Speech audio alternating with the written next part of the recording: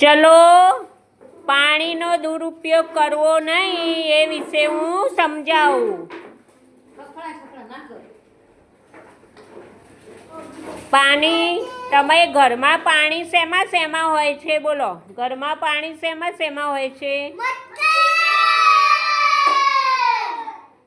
પછી બીજું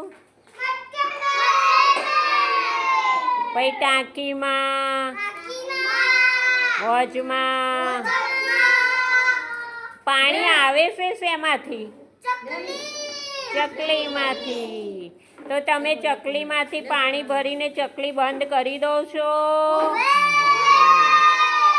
ચકલી બંધ કરી દેવાની, નહીં તો પાણી બધું વ્યસ્ત થાય. હા, અને પછી ભવિષ્યમાં પાણી પતી જાય.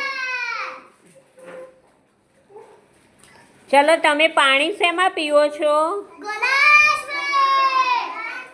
તો ગ્લાસમાં પણ પાણી જેટલું જોઈતું હોય એટલું પીવાનું. થોડું, તમારે થોડું પીવું હોય તો થોડું લેવાનું, વધારે પીવું હોય તો વધારે લેવાનું, પણ પાણી ઢોળી દેવાનું નહીં.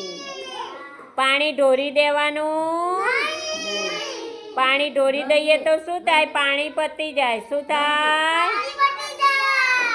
અને પછી ભવિષ્યમાં પાણી ખલાસ થઈ જાય. પછી આપણે પાણી વિના રહી શકીએ નહીં.